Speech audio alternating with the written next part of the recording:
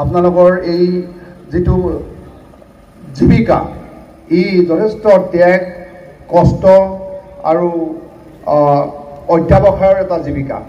এই জীৱিকা এই সাংবাদিকতাৰ এই পথটো কণ্টকাকীৰ্ণ আৰু বৰ্তমান সাংবাদিকতাৰ ক্ষেত্ৰত বহুত ধৰণৰ ডাঙৰ প্ৰত্যাহ্বান আহিছে। এটা সময় আছিল সাংবাদিক বুলি ক'লে পেপাৰত লিখা সাংবাদিক কেৱল আছিল, তেতিয়া অলপ মানে কিছুমান কাম অলপ সহজো আছিলে। এতিয়াতো সাংবাদিকতাটো সাংঘাতিক ধৰণৰ বিপজ্জনক হৈছে, যুদ্ধৰ সময়ত হওক বা বিভিন্ন ধৰণৰ জটিল সময়ত হওক, ইলেক্ট্ৰনিক মিডিয়াত যিবিলাক কাম কৰিব লগা হৈছে, আকৌ প্ৰিণ্ট মিডিয়াৰ ক্ষেত্ৰতো খুব অধ্যয়নশীল শব্দৰ ক্ষেত্ৰত খুব হাত থকা এনেকুৱা মানুহৰ প্ৰয়োজন।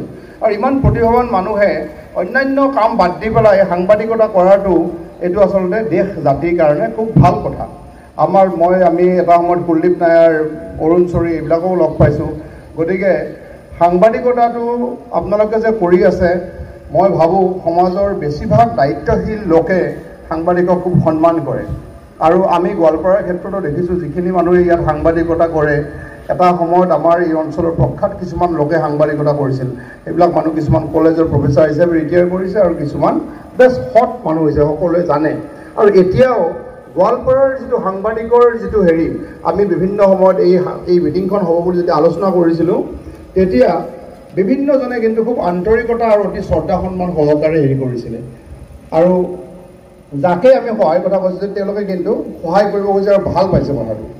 আপোনালোকক মই এটা কথা কওঁ যে আজি ইয়াত শিৱসাগৰৰ মানুহ আছে, নলবাৰীৰ মানুহ আছে, শিৱসাগৰৰ মানুহ, আপোনাৰ ঢেকীয়াজুলিৰ মানুহ আছে, তেজপুৰৰ মানুহ আছে, ওদালগুৰিৰ আছে বা বিভিন্ন প্ৰান্তৰ, ধুবুৰীৰ আছে।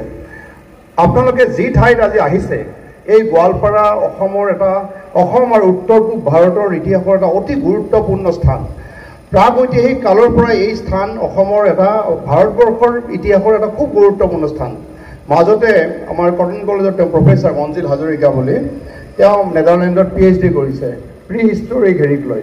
তেওঁ মোক কৈছে যে সুভাষ দা, আচলতে আমাৰ নৰ্থ ইষ্টৰ হিউমেন ছেটেলমেণ্টৰ যদি আমি কথা পাতোঁ, তেতিয়া কিন্তু গোৱালপাৰা এই অঞ্চলটো আটাইতকৈ প্ৰাচীন, অৰ্থাৎ প্ৰথম মানৱ সভ্যতাৰ আৰম্ভণিৰ ক্ষেত্ৰতো গোৱালপাৰাৰ আমাৰ যিটো যোগী খোপা, তাত আপোনালোকে গ'লে দেখা পাব, তাত কিছুমান খোপা আছে, কেপ আছে। আৰু বিশ্বাস কৰা হয় যে এই কেপবিলাক প্ৰাচীন মানৱৰ তাত মানে তেওঁলোকৰ আশ্ৰয়স্থল আছিল। আৰু পৰৱৰ্তী সময়ত আমি দেখা পাওঁ, যেতিয়া